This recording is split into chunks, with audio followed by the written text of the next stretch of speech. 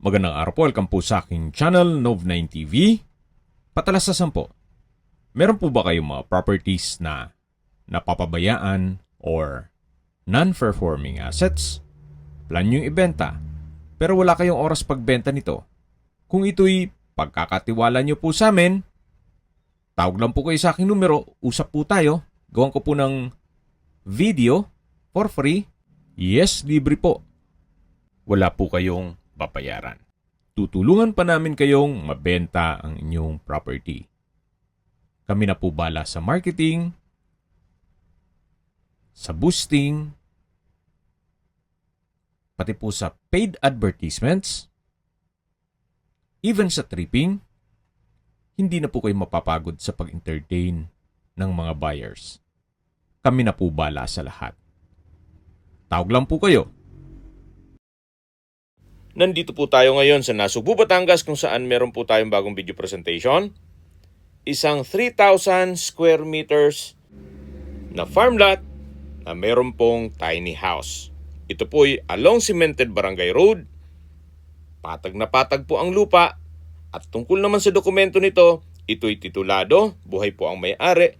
Kaya wala po kayong magiging problema sa documentation o sa transfer ng title. Napakatahimik po ng lugar, sariwa ang hangin, at sa klima naman po, banayad lang. Hindi naman siya ganun kainit at hindi naman ganun kalamig. Napakalapit lang po nito sa bayan mismo ng Nasugbu. 13 minutes drive lang po, nandun na po kayo. Kung saan, kumpleto na po doon lahat ng business establishments, even hospital. Mamaya po sa dulong parte ng video, pag-usapan natin ang distance, location, travel time, pati presyo nito. Kaya kung hanap nyo po ay isang maliit na sukat ng lupa para sa inyong weekend farming na 2 hours and 36 minutes from Manila, baka po pwedeng makonsidera nyo itong property na to. At pwede rin maging income generating once na taniman nyo ito ng mais o tubo. Ito po yung tinutukoy ko na maliit na bahay. Yan po yung barangay road. At ito po yung inner lot. Mula main road, mga 2 to 3 minutes drive papunta dito sa property. Kaya sobrang tahimik po. Walang ganong dumadaan na sasakyan dito. Yan po yung bungalow house na meron pong view deck. Ito po ay 1 bedroom lang. Hindi po available yung susi, pero upon tripping siguro pwede tayo mag-request. Pero bare lang po yan. Actually, itong bahay ay freebies na lang. Hindi na po ito sinama sa computation sa pagbebenta nitong kabuang 3,000 square meters. Meron na rin pong sariling source of water, may pig pen, may bodega. Ito pong bahay ay may 1 bedroom with sala o living area, kitchen at banyo. Ito po yung hagdan, naka-concrete at tiled staircase at stainless handrail and railing. Nandito na po tayo sa view deck. Yan po yung bubong, maayos na maayos pa. Kaya kung sakali man po na ma-acquire nito, pwede naman po itong gawing caretaker's house at magpagawa kayo ng sarili nyong disenyo o pinapangarap na bahay. Tunghay nyo po itong kabuang 3,000 square meters na patag po ang lupa. Hanggang dun po yan sa may mga tanim. At gaya ng sabi ko, patag po yan.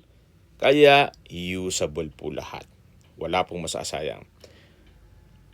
Kung nagninegosyo naman kayo ng isang resort, maganda rin po itong gawing private farm resort. Pero kung simpleng bahay bakasyonan o retirement house, napakalaki na po nito para sa inyo. Bababa na po tayo. At recap lang po sa mga nag-skip ng video. Ito pong property ay nasa Nasugbu, Batangas. May lot area po ito na 3,000 square meters titulado along Barangay Road at may access na rin po dito ng tubig, kuryente. Magpapakonect nga lang kayo. Okay, sa distance, location at travel time portion na po tayo. Mula po sa bayan ng Nasugbu, ang distance is 4.8 kilometers at ang travel time is 13 minutes. Kompleto na po doon, gaya ng fast food, restaurants, banks, schools, at iba pang business establishments. Mula naman po sa mga beach resorts, ang distance is 5.8 kilometers at ang travel time is 16 minutes. Mula naman po sa Jabez Medical Center Hospital, ang distance is 5.5 kilometers at ang travel time is 15 minutes. Mula naman po sa Twin Lakes, ang distance is 37 kilometers at ang travel time is 56 minutes. At mula naman po sa Tagaytay, ang distance is 51 kilometers at ang travel time is 1 hour and 14 minutes. Kung manggagaling naman po sa Manila o sa airport, ang distance is 111 kilometers at ang travel time is 2 hours and 36 minutes. Okay, sa presyo na po tayo. Binebenta po ito ni owner sa halagang 8.8 million pesos. Net. Ibig pong sabihin, si buyer na po ang sasagot sa lahat ng taxes at expenses with regard to documentation. Actually, kung matutuluyan lang naman, yung simple lang, pwede na po itong bahay na to. Wala namang something special dito sa loob. Bare lang po. May kusina, may sala, may banyo, at kwarto. Gaya na sabi ko sa inyo, kung gusto nyo namang magpagawa ng panibagong bahay na masunod ang inyong disenyo para sa inyong dream house, napakalaki pa po ng 3,000 square meters na paglalagyan ng panibagong bahay. Pwede naman po itong gawing caretaker's house. Kung may mga katanungan po kayo, tawag lang po kayo sa aking numero. At sa mga kababayan naman natin na sa ibang bansa, meron po akong WhatsApp, Viber, Telegram at Signal. Same number lang po, 0917-316-3399. Sa mga nagtatanong naman po ng aming Facebook, meron po aming Facebook page na Nov9TV at Facebook Reel Video. Meron din pong TikTok at Instagram. May ibang YouTube channel po kami, the Nov9TV channel, Nov9TV Listings,